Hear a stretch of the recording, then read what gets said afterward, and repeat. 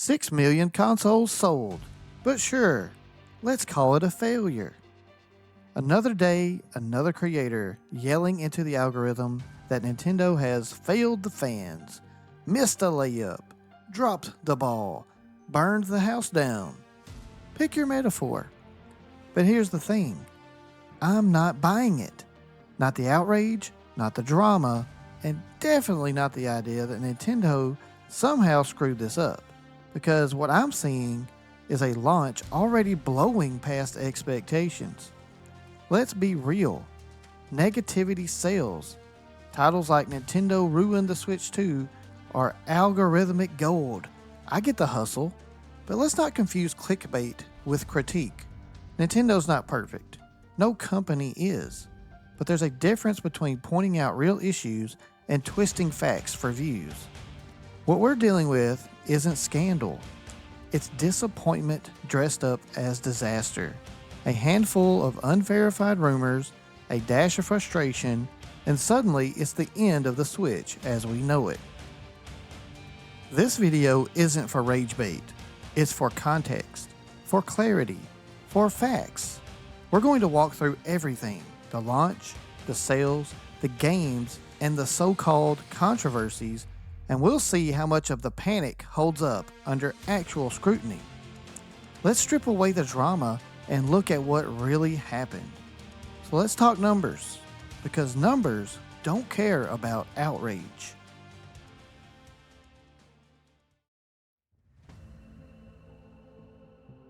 As of now, the Nintendo Switch 2 has sold over 6 million units.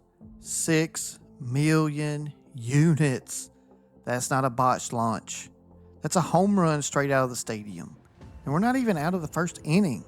If Nintendo fumbled this, I'd hate to see what success looks like. This kind of momentum doesn't happen by accident. It's not just hardcore fans. It's parents, kids, collectors, and casual gamers lining up to get their hands on the new system. It means the marketing worked. It means the hardware made an impression. It means the brand is still trusted, and more importantly, still loved.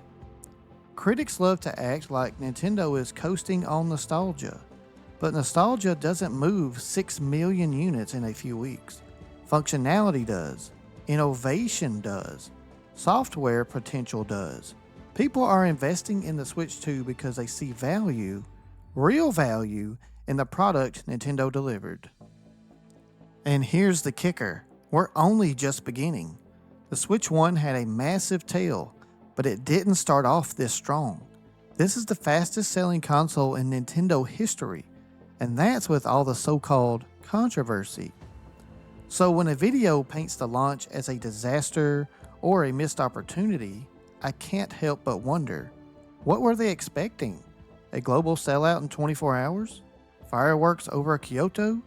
Look around. The Switch 2 is flying off shelves. That's not a fumble. That's a flex. Before we dig into rumors and Reddit speculation, let's plant our feet in reality. Nintendo launched this console and people are buying it fast. That's the truth, and it matters more than any hot take. One of the biggest talking points making the rounds is the supposed game card disaster. Apparently, Nintendo's choice to offer developers a 64 gig cartridge or a game key card is the end of physical media as we know it. But here's the truth. This narrative is running wild without solid facts to back it up. The reality, there's no official documentation from Nintendo confirming these are the only two options. The original claim came from an anonymous source relayed in a YouTube video, not a press release, not a leaked memo. It's likely true based on how things have unfolded, but it's still not officially confirmed. So while the concern might be valid, we should still call it what it is, a rumor, not a fact. And yet, it's being treated like verified gospel. Now, it's true that some Switch 2 games require downloads even when purchased physically. That's frustrating, and fans are right to feel annoyed. But to leap from that frustration to blaming Nintendo's greed or incompetence is a massive stretch. There are real-world reasons why publishers might opt for keycards: cost, flexibility, file size, or timing. That's on them. Keycards aren't ideal, but let's be real. Are they worse than what Sony's doing? Not really. Most PlayStation and Xbox games are glorified license checks at this point. Download required from day one. The only difference is that Nintendo fans are louder about it, because we still care about owning physical copies. That passion is a strength, not a liability. Nintendo even sent out a consumer survey asking for feedback about the keycard system. That's not something a company does when they've made up their mind. It's a signal that they're listening, and that this topic is still evolving. So yeah, criticism is valid, but basing outrage on secondhand whispers and Reddit threads, that's not journalism. That's just fishing for clicks, and it helps no one. If you're going to critique Nintendo, critique what's real, not what's rumored. So let's address what might be the most repeated and misleading complaint of all. The first Nintendo Direct for the Switch 2 was just ports and sports games. And yeah, mostly it was, but here's the part that somehow gets left out. It was a partner showcase. That means third-party titles only. No Mario, no Metroid, no Pokemon, just third-party studios, and despite that, it managed to be one of the most varied third-party lineups Nintendo's ever presented in a launch window. Were there ports? Absolutely. Were there sports games? Yeah. But just ports and sports misses the point. For third-party only showing, this was impressively broad and well curated. If this presentation didn't have something for you personally, that's fair. But calling it a failure? That's just bad analysis. It's not about whether it had your favorite franchise. It's about the range and depth of what was offered. This Direct wasn't perfect, but weak, not even close. It gave us huge reveals, genre variety, system-selling RPGs, and clear third-party support. If that's what people are calling a bad launch showcase, then the bar is officially broken. One of the more persistent critiques? That Nintendo's tight dev kit timeline somehow botched the launch. This idea assumes that a few months of tighter security somehow ruined the entire Switch 2 launch. That's a stretch.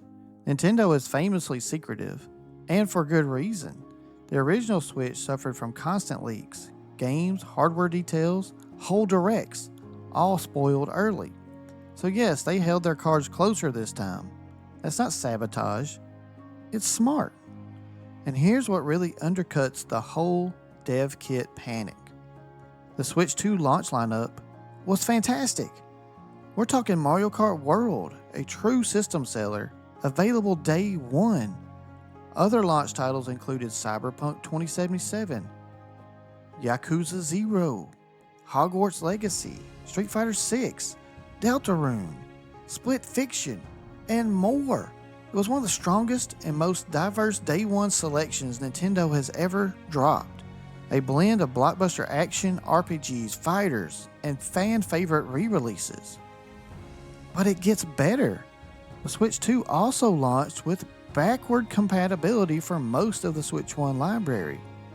That means players didn't just have a dozen launch games, they had access to thousands of titles immediately. You could boot up Tears of the Kingdom or Mario Odyssey without skipping a beat. That's an ecosystem move. That's user first. Was the dev kit rollout tight? Absolutely. Did it affect a few early third-party timelines? Probably. But did Nintendo fumble anything? Not even close. 6 million units sold, dozens of games playable on day one, hundreds more from day zero. They didn't sabotage the launch. They launched a system that was ready to play the moment you unboxed it.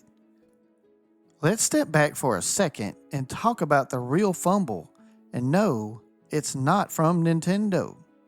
It's from creators who've convinced themselves that being angry is the only way to be heard. You've seen it. The thumbnails screaming, "Nintendo failed!" The titles with fire emojis and red arrows. the sci-filled intros. The gaming commentary space is becoming a race to the bottom, where whoever yells disaster loudest gets the clicks. There's absolutely a place for criticism. Nintendo isn't above it. No company is. But what we're seeing isn't critique. It's content designed to perform, not inform. Many of these creators are smart, experienced, capable of nuance. But instead of analysis, they offer dramatics. Instead of details, they offer doom. And it's all because rage triggers views. Outrage wins the algorithm, so they lean into it, even when the facts don't support the drama. Take the common talking points: cartridge rumors, pricing speculation, vague fears about digital futures. These aren't based on hard evidence. They're built on guesswork and YouTube echo chambers. Yet somehow, that's enough to declare a console launch a failure. Meanwhile, here's what actually happened. Nintendo dropped a powerful system with solid hardware, a respectable launch lineup, full backward compatibility, and record-breaking early sales. That's not a company falling apart. That's a company executing a carefully managed launch strategy. But in the age of the algorithm, good news doesn't trend.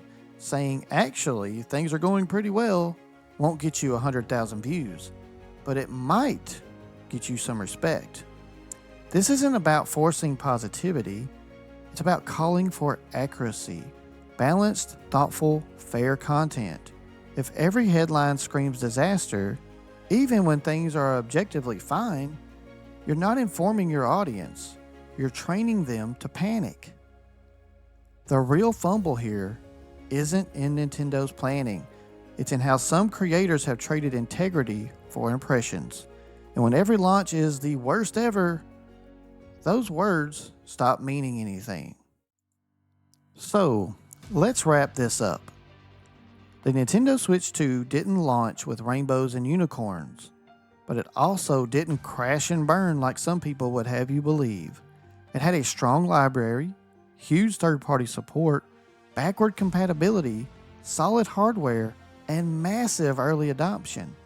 That's not just a good launch. It's a blueprint for how to launch a console right. Could it be better? Sure. Physical media options should be clearer.